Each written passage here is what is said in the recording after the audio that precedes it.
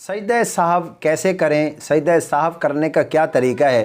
اگر نماز میں بھول جائیں تو سجدہ سہو کس طرح کیا جاتا ہے؟ آج میں آپ کو سجدہ سہو کرنے کا پریکٹیکل طریقہ بتاؤں گا، سجدہ سہو کر کے بتاؤں گا کہ اگر آپ نماز میں بھول جائیں تو اس طرح سجدہ سہو کر کے اپنی نماز کو درست کیجیے۔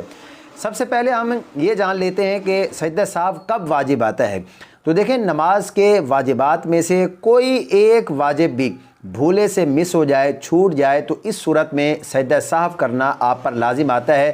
اگر آپ سجدہ سہو کر لیتے ہیں تو آپ کی نماز درست ہوگی، اور اگر آپ سجدہ سہو نہیں کرتے تو آپ پر اس نماز کو لوٹانا جو ہے یہ لازم ہے، دوبارہ اس نماز کا پڑھنا یہ لازم ہے۔ یعنی مثال کے طور پر کوئی شخص جو ہے وہ 4 رکعت فرض پڑھ رہا ہے، یا 3 رکعت فرض پڑھ رہا ہے، یا 3 رکعت وتر کی نماز پڑھ رہا ہے، یا 4 رکعت سنت مؤکدہ پڑھ رہا ہے۔ اب ان نمازوں میں 2 رکعتوں کے بعد بیٹھنا، قاعدہ کرنا، تشہد پڑھنا، التحیات پڑھنا یہ واجب ہے۔ اگر وہ شخص سجدہ کرنے کے بعد بیٹھتا نہیں اور فوراً کھڑا ہو جاتا ہے تو اس صورت میں واجب چھوٹ جائے گا، سجدہ سہو لازم آئے گا۔ اسی طرح کوئی شخص جو ہے وہ ایک سجدہ کر کے بیٹھ جاتا ہے، وہ سمجھتا ہے کہ شاید میں نے 2 سجدے کر لیے، کچھ دیر کے بعد اس کو یاد آتا ہے کہ میں نے ایک ہی سجدہ کیا تھا، وہ دوبارہ دوسرا سجدہ کرتا ہے تو اس میں بھی جو ہے وہ واجب چھوٹ جائے گا اور سجدہ سہو جو ہے وہ لازم آئے گا۔ اس کے علاوہ بہت سارے ایسے نماز کے واجبات ہیں۔ اگر آپ نماز کے واجبات کے متعلق جاننا چاہتے ہیں، نماز کے فرائض کے متعلق جاننا چاہتے ہیں، اس پر آلریڈی ہمارے چینل پر ایک تفصیلی ویڈیو موجود ہے۔ وہ ویڈیو آپ کو اس ویڈیو کے اینڈ پر جو ہے وہ نظر آئے گی، آپ اس ویڈیو سے جان پائیں گے کہ نماز کے فرائض اور واجبات کتنے ہیں۔ اچھا، ایک سوال یہاں پر بہت سارے لوگوں کی طرف سے کیا جاتا ہے کہ اگر نماز میں 2 واجب چھوٹ گئے، 3 واجب چھوٹ گئے، تو کیا اس کے لیے 2 مرتبہ سجدہ سہو کرنا پڑے گا یا 3 مرتبہ سجدہ سہو کرنا پڑے گا؟ تو یاد رکھیے گا، نماز میں بھولے سے جتنے بھی واجب چھوٹ جائیں، 2 چھوٹ جائیں، 3 چھوٹ جائیں، بھولے سے جان بوجھ کے چھوڑیں گے تو نماز ہی نہیں ہوگی، سجدہ سہو سے بھی نہیں ہوگی۔ بھولے سے اگر چھوٹ گئے، 2 چھوٹے، 3 چھوٹے، تو سب کے لیے ایک ہی مرتبہ سجدہ سہو کرنا کافی ہے۔ اب سجدہ سہو کرنے کا کیا طریقہ ہے؟ اگر نماز میں آپ کوئی واجب چھوٹ جائے، آپ سے بھولے سے مس ہو جائے، تو سجدہ سہو کس طرح کیا جاتا ہے؟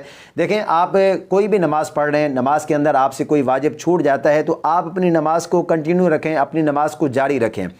جب آپ نماز مکمل کر لیں، اپنی رکعتیں مکمل کر لیں، تو آخری رکعت میں جب ہم بیٹھیں گے آخری قاعدے میں، تو ہم اس وقت جو ہے وہ تشہد پڑھیں گے، التحیات للہ والصلوات، یہ تشہد پورا پڑھیں گے، اشہد ان لا الہ الا اللہ و اشہد ان محمدن عبدہ و رسولہ، یہاں تک یہ تشہد پورا پڑھیں گے۔